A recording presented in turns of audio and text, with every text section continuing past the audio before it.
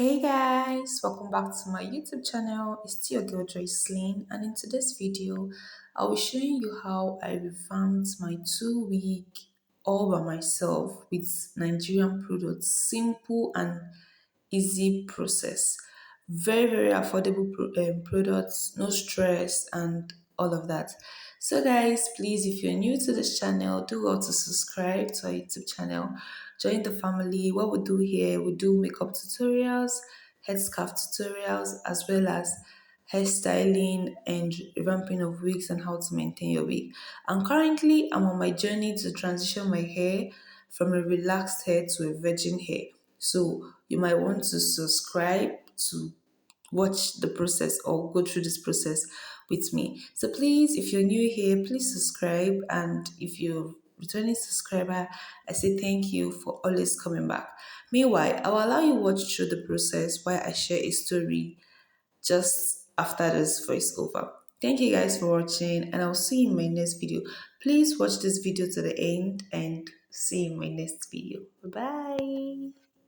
I was with my friend when she met the man she's married to now. We met him a few years ago at a pub one night. We both knew he was married because he had a wedding ring on. He asked my friend to dance with him, and then he took her number later that night. My friend lived with me, so I was with her when he called the next day. He told her he was a married man, but he still liked her and wanted to date her. This man looked like he had money, and at that point in my friend's life, she was struggling financially. She had been staying with me for almost 6 months, and she was unemployed. So she saw him as a means of making money, and so she agreed to date him. The two of them started going out, and then a few months later, she started catching feelings for him. This man had already made it clear to her that he was not leaving his wife for her. My friend also wanted him all to herself. So one day, she went over to this man's house. When his wife was not around, she slept with him there and intentionally left her panty under their bed. I think the man saw the panty first, so her plans didn't work. And because of that, he stopped meeting her in his house. When her plans failed, she contacted this man's wife anonymously online and told her that she knew a woman her husband was having an affair with. This girl used my name on the account. She sent this woman pictures of her and her husband in bed together. The woman confronted her husband, and this led to their separation. When this man confronted her, she told him I was the one who sent the messages, and because she used my name, this man believed her. She begged me to say I was the one, and I did, because I didn't have any relationship with this man, and I didn't care what he thought of me. A few months later, she ended up moving in with this man, and they got married soon after this. Now, my business started going downhill a few months ago. Everything in my life was a mess, and I was struggling financially. My rent was due, like I was really struggling. Now, this friend of mine was doing very good. Her husband had just bought a car for her, like she was living a big. Now, I went to her and asked her for help. I needed money to pay for my rent as I worked on my business. This girl looked me in the eyes and told me that if her husband didn't buy the new car for her, would I have come to her begging her for money? This was a girl I fed for months, a person I took in when she was homeless. She told me point blank she didn't have a penny to give me. I cried on my way home from her place. The landlord evicted me, and I ended up moving in with my mother. One day, I went to the pub where she met her husband with a few friends. I was still struggling financially, and I was stressed out. I went out of the pub for a smoke when I saw a man and a woman kissing passionately in a car. The man looked familiar, so I went closer to look, and lo and behold, it was my friend's husband and another woman. As for me, I saw this as a chance to make money, so I went to knock on the window. When he saw me, he got out of the car and pulled me aside. He begged me not to tell my friend. I told him if he gives me money, I will keep quiet. He gave me a huge sum of money that night. He told me he will still send more to me if I don't say a word to my friend, and I promised not to. He didn't know I was not even on good terms with his wife. I kept asking money from this man small, and gradually I was able to build my business back up, and I was even able to rent my own place again. Now, I think this new woman also wanted a man all to herself, and so just like what my friend did, she also started doing everything in her power to get this man all to herself. I think about 3 months after I saw her husband and the woman outside the park, I think she had an argument with her husband, and he asked her to pack out of the house. I think during the argument, she found out I knew about this new woman, and I've known about her for months. She called me a fake friend, saying that if I had told her about this new woman earlier on, she would have taken her out of his life before she got her claws into her husband's heart. She said now this new woman is fighting with her over the man, and she's trying to take her place. I just sat there and laughed at her. Why should I care about you and what is going on between you and the husband you stole from someone else? I just told her point blank that I used the information to blackmail her husband into giving me money. Then I threw her out of my house. I heard that just a day after she packed out of the house. The new woman moved in. When she heard that the new woman had moved in, she also came back to the house and asked the woman to go. But the woman refused to leave. And the husband is also not making any move to sack the new woman from his home. As I'm writing this now, she is in the same house with her husband and his side chick. She also doesn't want to leave because she doesn't want to lose the financial benefits that come with the man. Up until today, she still blames me for ruining her marriage. She said I chose money over our friendship. And I always tell her that if I get a chance to choose again, I will always choose the money over our friendship.